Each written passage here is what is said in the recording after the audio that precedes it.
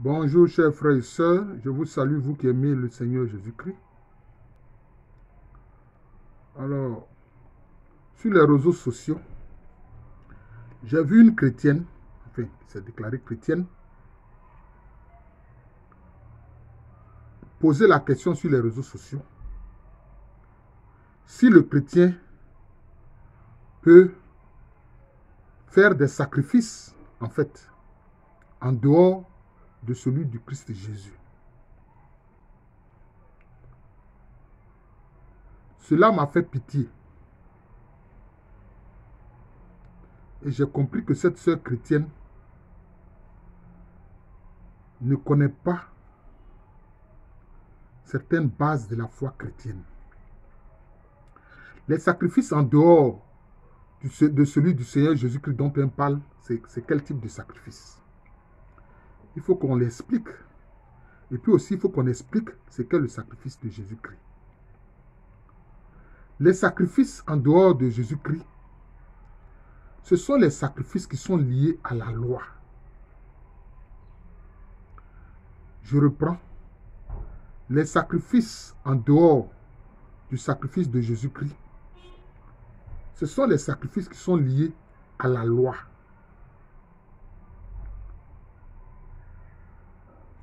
Dans le yavisme ou dans l'éloïsme, les religions pratiquées par les Hébreux, parce que ceux qui se sont installés dans la partie sud en Judée, ils utilisaient le nom Yahvé. C'est pour ça qu'on parle de yavisme. Ceux qui étaient installés dans la partie nord Israël utilisaient le nom Elohé ou Eloha. Donc on parle alors de élohisme. Mais eux, ils faisaient des sacrifices liés à la loi. Et ceux qui exécutaient le sacrifice, ceux qui faisaient le sacrifice, ce sont les descendants de Aaron, le frère de Moïse. D'abord, ça a commencé par Aaron lui-même et ses fils, et puis tous ses descendants. Et on l'a vu dans la partie de la Judée, les Sadducéens, ils formaient, disons, une sorte de groupe qu'on appelle les Sadducéens. C'était en leur sein qu'étaient désignés les grands prêtres qui offraient le sacrifice. Ils offraient quel type de sacrifice? Les sacrifices d'animaux, bien sûr. Bouc, taureau, agneau, etc. Bélier, c'était ça. Oui. Certains aspects mineurs des sacrifices consistaient, par exemple, comme on l'a vu au moment de la présentation de l'enfant Jésus au temple, bon, un couple de tourterelles ou bien une colombe, etc. Tout ça, c'était les sacrifices. Vous voyez? Et même pour répondre à ces besoins de sacrifice et donc des animaux qui accompagnent cela, il y a tout un marché qui s'est installé autour du temple de Jérusalem. Vous voyez? Tout un marché. Parce que dans le temple de Jérusalem, on n'utilisait pas la monnaie des Romains. C'était une monnaie spécifique. Donc ceux qui venaient avec la monnaie romaine, ils avaient affaire aux changeurs. Et ce sont ces changeurs-là dont Jésus-Christ a renversé la table. Vous voyez? Et il avait dit aux vendeurs de colombes, enlevez cela d'ici, enlevez ceci de là. Est-ce que vous comprenez? Donc c'est ça. Et maintenant, dans notre tradition africaine, c'est le même type de sacrifice selon la loi. Mais là, c'est fait par des personnes désignées souvent chez les Akans, par exemple, ceux qu'on appelle les comiens, ou bien des devins, des gens qui ont une certaine connaissance de l'univers invisible, de l'univers spirituel. C'est eux qui font ces sacrifices-là. Et ils peuvent vous demander toutes sortes de sacrifices, et ça dépend. Hein? Sacrifice de bélier. C'est pour ça que vous remarquerez, par exemple, chez les Akans, bois. Mais bois, c'est aider. Mais le bélier, là, le mouton, là, il est appelé bois. Vous voyez? C'est-à-dire, le mouton a le même nom. Enfin, l'intonation change quand même. Mais ça renvoie au fait d'aider. Vous voyez? Vous voyez? Et c'est cela. C'est lié à la loi. Maintenant, bon. Concernant, par exemple, les sacrifices qui étaient faits en Afrique, bon, d'abord, on invoque le Créateur. Tous les Africains connaissaient le Créateur. J'ai vu un rabbin sur les réseaux sociaux dire que les Africains connaissaient le Créateur. Hein? Vénéraient et adoraient le Créateur. Certains Africains étaient étonnés. Moi, j'ai dit, mais moi, je ne suis pas étonné. Parce que chez les Africains, il n'y a jamais eu de polythéisme. Il n'y a jamais eu de panthéisme. Non. Les Africains distinguaient le Créateur de toutes les autres, de toutes les êtres qui sont des créatures qui sont dans le monde spirituel. Les Bantous en général disent Zambé. Les Africains disent Nyame. Maintenant avec d'autres aspects, Nyame, Nyamia, Odomakoma, Denkama, Nyankompon, etc. Oui. Les Dogons appellent le créateur Ama. Donc, il y avait partout en Afrique, je crois que les Yoruba l'appellent Olorun. Il y a toujours un nom qui désigne le créateur. Donc, il s'adressait d'abord au créateur, mais ensuite, il s'adressait à des êtres qui sont dans l'univers visible. Les esprits de la nature, les mânes des ancêtres. Et puis maintenant, il tuait l'animal. Et ça commençait souvent par des poulets. Les poulets aussi, c'est comme ça. Ça commençait par des poulets. Et quand c'est accepté, d'après eux, parce que si ça tombe sur le côté droit ou bien sur le côté gauche, ils estiment que le sacrifice n'est pas agréé. C'est les Akans. Hein.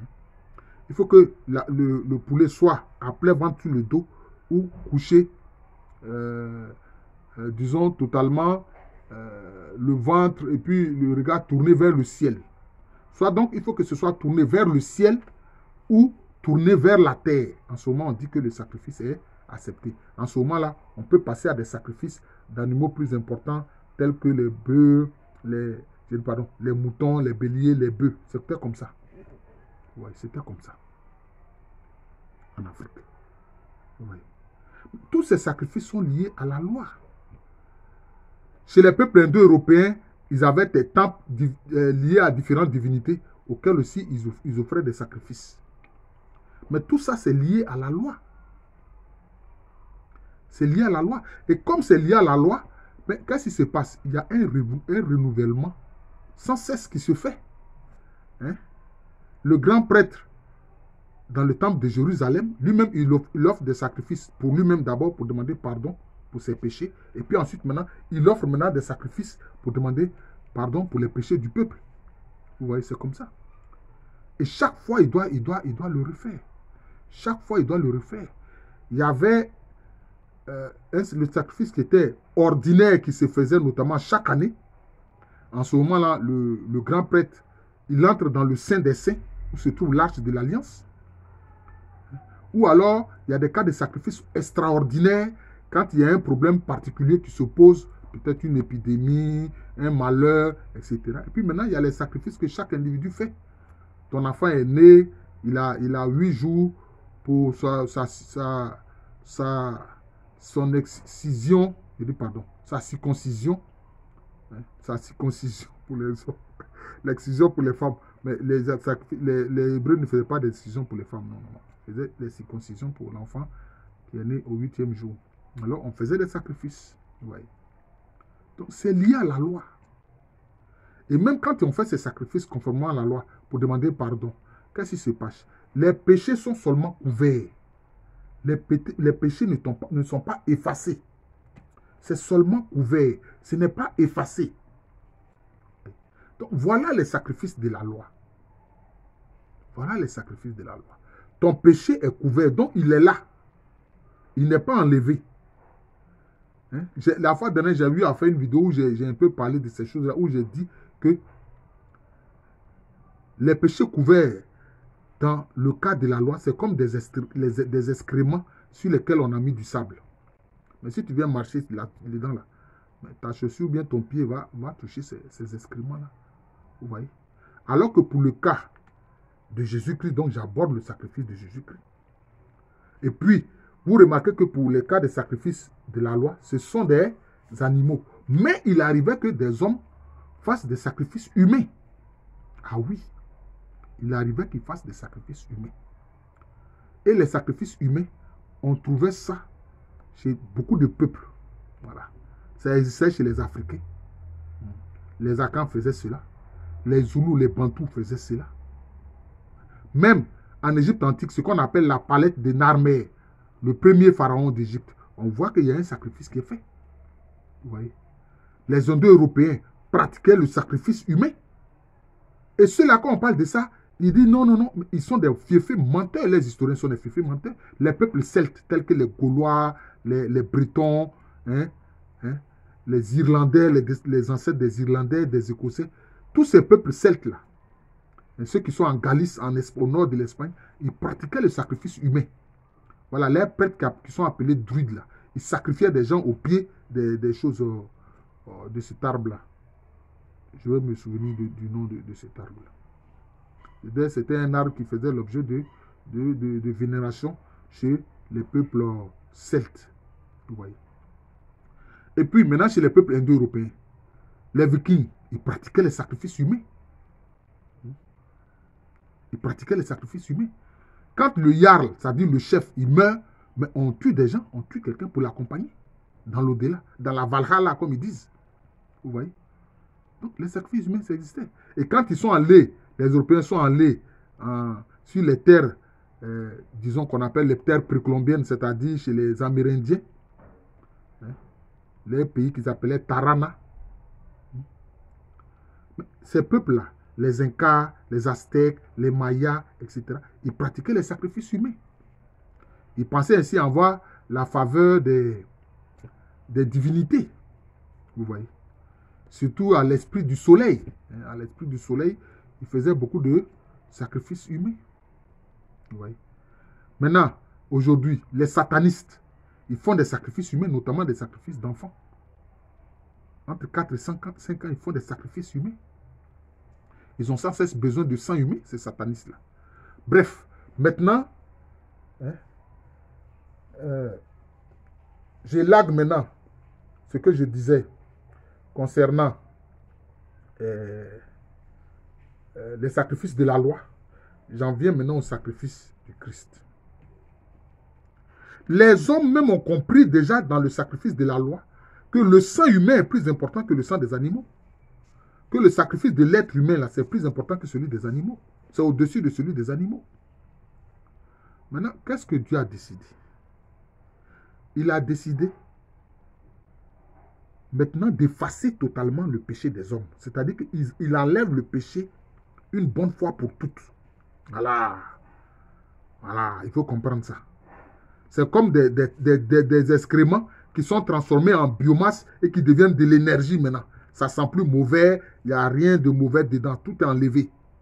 Donc il a compris cela et dit c'est ce qu'il doit faire. Pour ôter le péché des hommes, enlever totalement, effacer totalement. Alors, il a voulu que sa parole se fasse homme. Voilà. Puisque la parole, c'est Dieu. Moi, j'explique simplement la Sainte Trinité. Vous pourrez regarder ma vidéo que j'ai intitulée « Qu'est-ce que la Sainte Trinité ?» Le Père est comme la pensée. Le Fils, Jésus-Christ, c'est la parole. C'est la parole qui permet de savoir, de connaître la pensée. Si toi, tu n'as pas commencé à parler là, est-ce qu'on voit ta pensée? Mais les hommes, eux, ils mentent. Mais Dieu, lui, ne ment jamais. Voilà. C'est ça qui fait la différence. Donc, sa parole est conforme à sa pensée. Ceux qui ne comprennent pas la divinité de Jésus-Christ, là, je leur explique ça. Voilà. C'est comme ça. Donc, cette parole-là, Jésus-Christ, s'est faite homme pour venir sauver les êtres humains. Maintenant, si c'est pour le Saint-Esprit, là, quand tu as pensé, tu as parlé, tu fais quoi? Tu agis. Tout est en communion. Ton agissement vient de ta parole et de ta pensée. Ton agissement, c'est un autre toi-même. Ta parole, c'est un autre toi-même. Ta pensée, c'est un autre toi-même. C'est ça, comme ça qu'il faut comprendre la Sainte Trinité. Et donc, cette parole-là, c'est faite homme, c'est faite chair. Voilà. Pour venir faire le sacrifice, pour venir verser le sang. Maintenant, ça, c'est le sang maintenant qui sort de Dieu, qui s'est fait homme. C'est comme ça. C'est ça. Et maintenant, le sacrifice que Jésus-Christ a accompli, C'est un sacrifice de... Comment on appelle ce sacrifice-là? C'est le sacrifice de la grâce divine. Et Jésus-Christ, lui, son sacrifice, comme le dit très bien le livre des Hébreux, hein, l'épître aux Hébreux, hein, dans l'épître aux Hébreux, il est dit que Jésus-Christ, là, lui, son sacrifice, ce n'est pas comme le sacrifice des boucs, des taureaux, non. Mais lui-même, en tant qu'homme et Dieu, parole de Dieu, donc Dieu, homme ayant un corps avec du sang, tout, qu'il a reçu de son humanité par la Vierge Marie. Par la Vierge Marie. Par la Vierge Marie. C'est ce que certains oublient. Voilà. Sa divinité, c'est par le Père. Son humanité, c'est par la Vierge Marie. Sa divinité, parce qu'il est la parole du Père. Son humanité, par la Vierge Marie. Voilà. C'est ça que vous devez comprendre. Et donc, il est venu s'offrir lui-même en sacrifice, conformément à ce que le Père voulait, pour effacer totalement les péchés des hommes. C'est un sacrifice de grâce divine. C'est pour ça que ceux qui acceptent Jésus-Christ comme Seigneur et Sauveur, leurs péchés sont lavés totalement par le sang de Jésus-Christ. Ils sont couverts par le sang de Jésus-Christ. Il y a un chanteur qui a dit « Je suis couvert par le sang ». J'aime bien ce cantique-là. C'est une très belle chanson. Je ne sais pas si on l'appelle Marcel Bungu, je ne sais pas quoi. Vous voyez. Donc, c'est ça. Donc, celui qui donne sa vie à Jésus-Christ, c'est vrai, il a fait son sacrifice à Golgotha, une bonne fois pour toutes. Lui, son sacrifice, là, on n'a pas besoin de renouveler comme les sacrifices de la loi. C'est un sacrifice perpétuel et éternel. Cela veut dire quoi? Si quelqu'un aujourd'hui confesse de sa bouche, je reçois Jésus-Christ comme Seigneur et Sauveur de ma vie et je lui donne ma vie.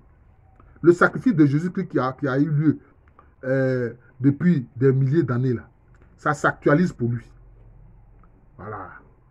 Qui a eu lieu il y a 2000 ans, là, ça s'actualise pour lui. C'est-à-dire que ça devient nouveau pour lui. Vous voyez. Mais comme il a dit à ses disciples de faire mémoire de lui, voilà, par la Sainte Seine, que les catholiques appellent l'Eucharistie. Il a dit, prenez et mangez, en prenant du pain, il dit, prenez et mangez, ceci est mon corps. Il a pris une coupe de vin, prenez et buvez, ceci est mon sang. Faites cela en mémoire de moi. Vous voyez. Il a fait ça le jeudi saint, avant d'être tué le vendredi saint. Et de s'offrir ainsi. Oui. Mais, vous comprenez, au moment où il était sur la croix, il a dit quoi? C'est vrai, le Père ne l'a pas abandonné, mais le Père n'a plus tourné son regard vers lui, parce qu'il avait revêtu, il s'était couvert de tous les péchés des hommes. Mais ça s'actualise pour celui qui l'accepte comme Seigneur et Sauveur. Si tu ne l'as pas accepté comme Seigneur et Sauveur, son sacrifice-là, tu n'es pas encore bénéficiaire de cela. C'est ça, il faut comprendre ça. Parce que comme il veut dire que c'est pour tous les hommes, les gens qui veulent rester dans cette situation de mécréant, ils vont dire, mais alors, si tu n'as pas confessé de ta bouche que tu reçois Jésus comme Seigneur et Sauveur, là, ça ne te concerne pas. Voilà, c'est tout. Oui. Voilà, l'arbre des druides, là, c'est les chênes. Voilà, c'est les chênes. C'est au pied des chênes, souvent, ils faisaient les sacrifices. Bon, bref, j'avais oublié. Merci Seigneur, c'est revenu ce mot-là. Vous voyez. Ça s'actualise pour toi. Quand tu acceptes Jésus-Christ comme Seigneur et Sauveur. Et donc, l'Eucharistie que nous célébrons, nous faisons mémoire de Jésus-Christ. Ça concerne dans la liturgie, qu'est-ce que les prêtres disent? Ils disent, ô Seigneur, trouve dans le sacrifice de ton Église, reconnais dans le sacrifice celui de ton Fils qui nous a rétablis dans ton alliance et qui nous a demandé de faire cela en mémoire de lui. C'est comme ça. Si bien que je vous le dis, quand le Saint-Esprit vient bénir le pain et bénir le vin, par l'épiclèse, quand les prêtres disent cela, effectivement, le pain là, ça devient effectivement corps de Jésus. Le sang là, ça devient effectivement sang de Jésus. Le vin là, pardon, ça devient effectivement sang de Jésus. Moi, je vous le dis. Hein. C'est ça. Le sacrifice de Christ Jésus, c'est un sacrifice éternel. C'est son corps sacré qui est livré pour nous. C'est son très précieux sang qui est livré pour nous.